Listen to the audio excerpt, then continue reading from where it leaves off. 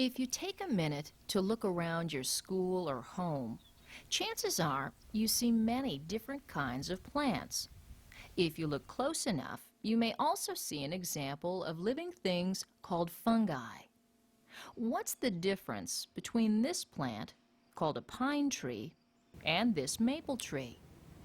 What's the difference between this fern and these flowers called daylilies? Looking at fungi, what's the difference between this mushroom and this shelf fungus growing on this log? There are probably millions of different kinds of plants and fungi on the planet. During the next few minutes, we're going to take a look at some of the characteristics of plants and fungi and explore how they're classified. Let's first take a brief look at how plants and fungi have evolved and changed over time.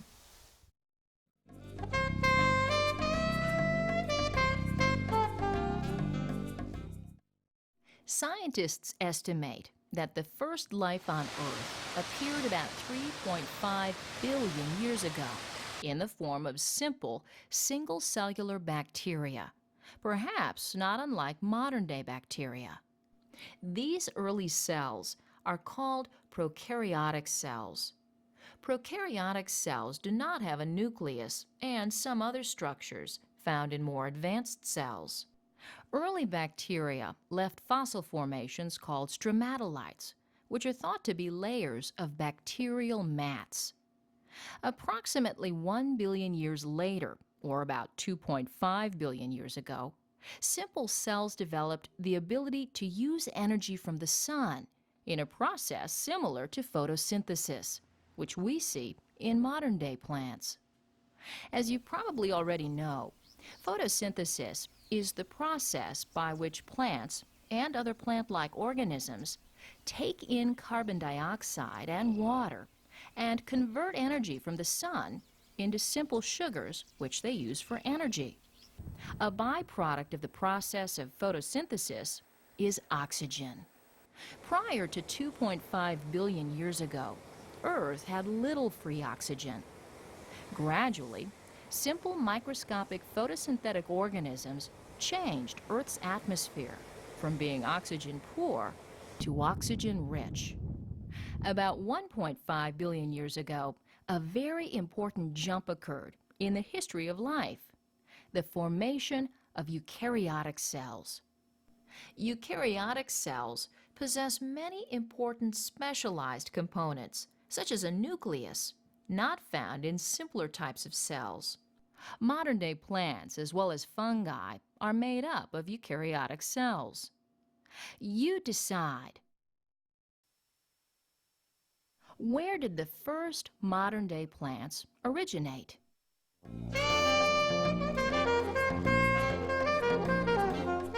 The first multicellular plant-like organisms are believed to have originated in ancient seas.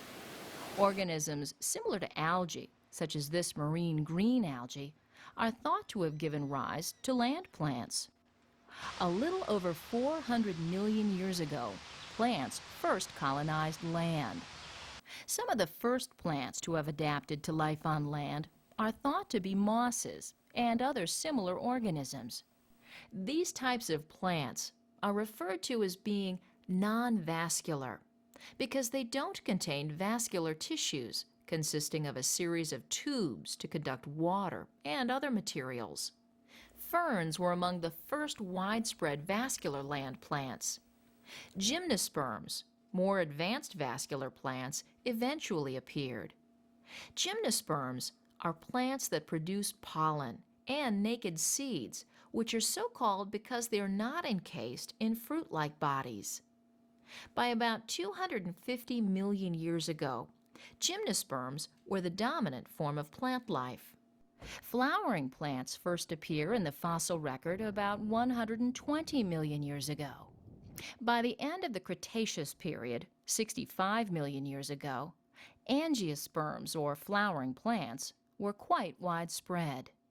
Most plants with which you're familiar are likely to be angiosperms or flowering plants. In fact, Over 95% of the vascular plants today are flowering plants. When we talk about fungi, however, the fossil record does not provide much information about that organism's origins. Scientists hypothesize that fungi evolved at least 400 million years ago, most likely from an algae-like ancestor.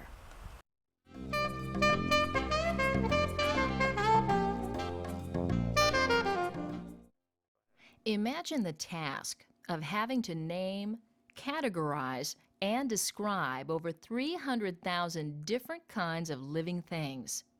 This is the job plant and fungi taxonomists have been faced with over the past several hundred years. In an effort to classify living things, scientists have developed different categories, also called taxa.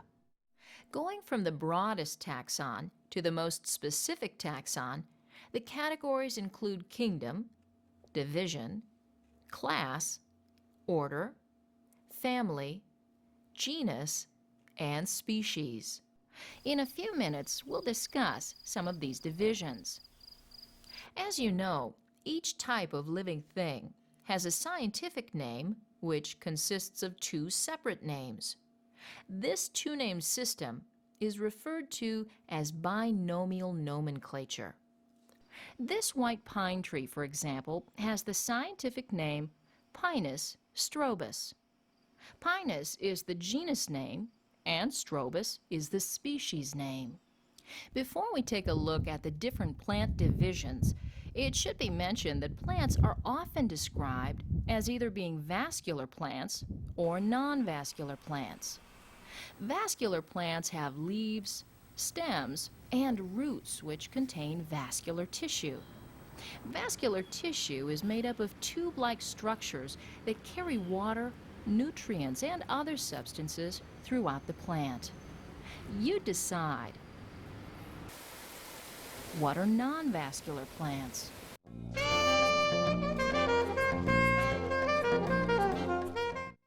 Non-vascular plants are plants which do not possess tube-like structures used in conducting materials throughout the plant. Let's now take a closer look at non-vascular plants.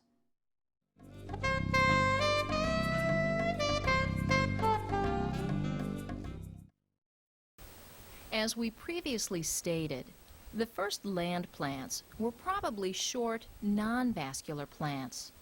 Mosses, liverworts, and hornworts are in the division Bryophyta. These organisms have several things in common. They're all relatively short, they do not have true leaves or roots, and they obtain most of their water through the plant body. You've probably seen mosses, such as this one, growing on the bases of trees or on rocks near a stream. Liverworts have flattened leaf-like bodies. Hornworts are similar to liverworts, but their life cycle is somewhat different. Let's now turn our attention to some of the categories of vascular plants.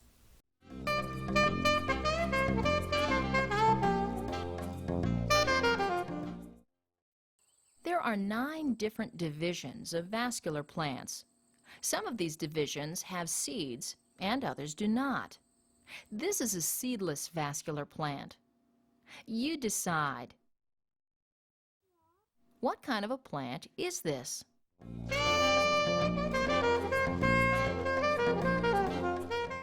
That's right, this is a fern, and it's in the division Pterophyta. Ferns have a long history on Earth and were the dominant form of plants 300 million years ago.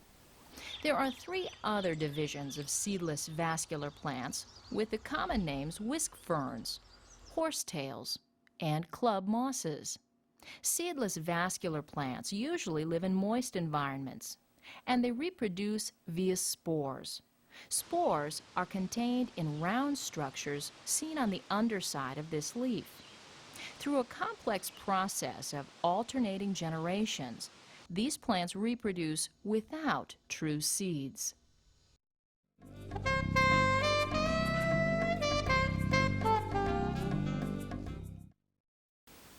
These giant redwood trees are among the largest living things on the planet. This particular tree, for example, rises over 100 meters into the air. Redwoods belong to an ancient group of plants, generally referred to as Gymnosperms. Gymnosperms lack flowers and produce seeds contained in cones. Unlike plants such as apples, where the seeds are enclosed in fruits, the seeds of Gymnosperms are naked. There are 4 divisions of Gymnosperms. We just mentioned giant redwoods. These are members of the conifer division. Pine trees, fir trees, and juniper trees are conifers you may see near your home. These trees produce cones which contain seeds, and they also possess needle-like or scale-like leaves. Conifers are among the oldest living things on Earth, with some, like the bristlecone pines, exceeding 1,500 years in age. Cycads are another division of Gymnosperms. They're tropical plants that look similar to pine trees. Ginkgos, another division, while fairly common during the time of the dinosaurs, have only 1 remaining species. The 4th and final division of Gymnosperms are the Neophytes. These plants include tropical vines and bushes with jointed branches, to name just a couple of examples. Let's now take a look at the largest category of plants in the world, the Angiosperms.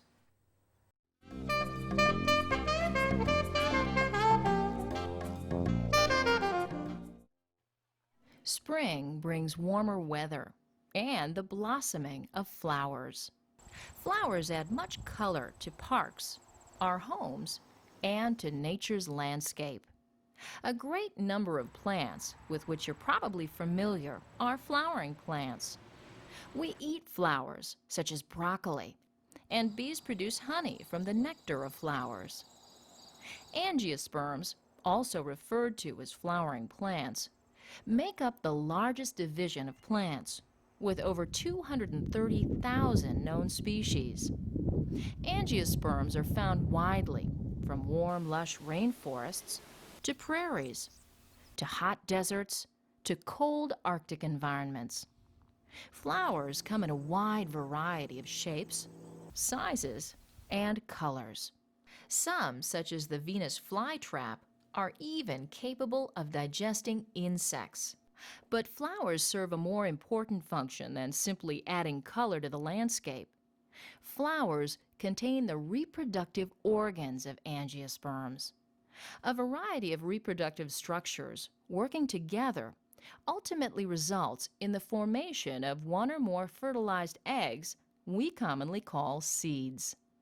Seeds contain the necessary genetic information to form new offspring. You compare.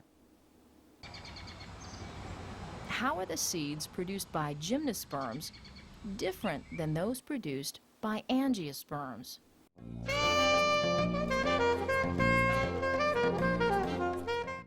That's right. Gymnosperms have naked seeds that are not encased within a fruit, whereas the seeds of most Angiosperms are found within a fruit.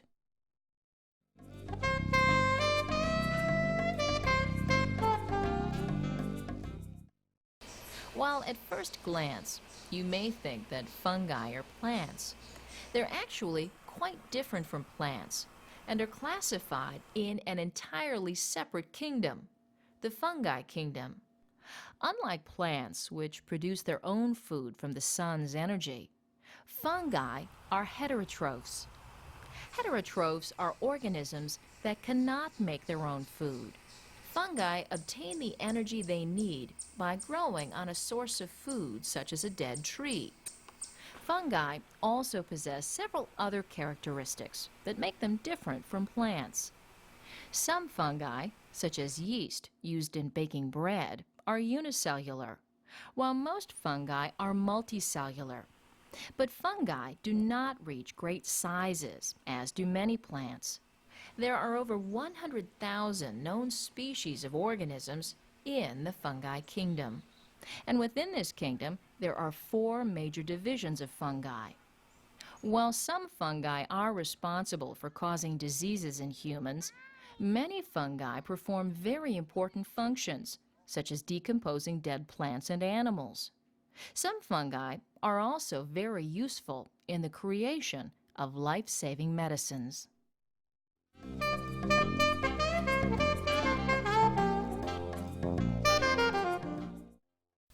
During the past few minutes, we've explored some of the characteristics of plants and fungi, taking a closer look at the taxonomy of these fascinating organisms.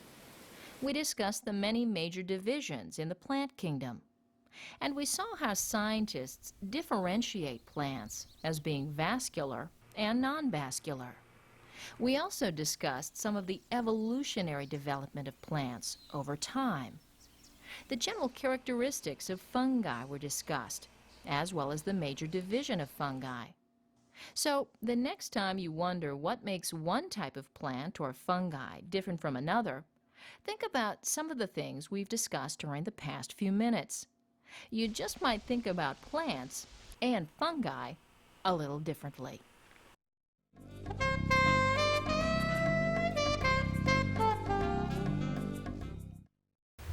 Fill in the correct word to complete the sentence. Good luck, and let's get started. Number 1. Is believed to have given rise to plants.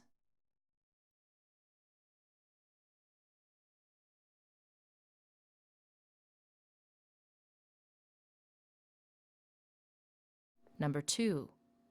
Plants contain tube-like structures to conduct materials.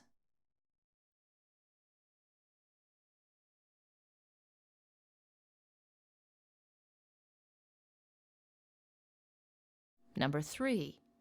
Mosses and liverworts are members of the division.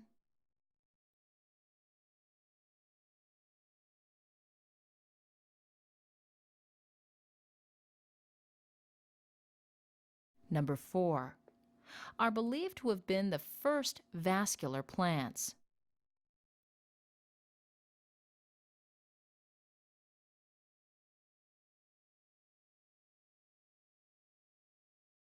Number 5. Whisk ferns and club mosses reproduce via structures called.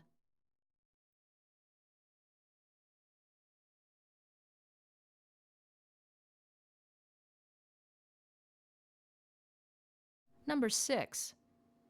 Are plants which lack fruits and flowers.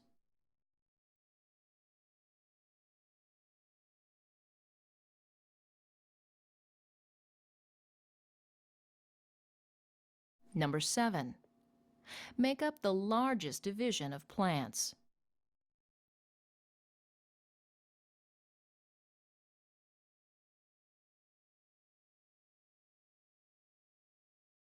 Number 8. The presence of is a common characteristic of angiosperms.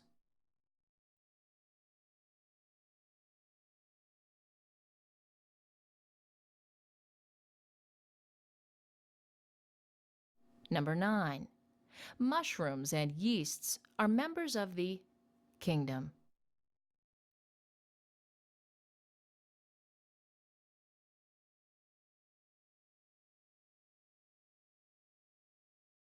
And number 10.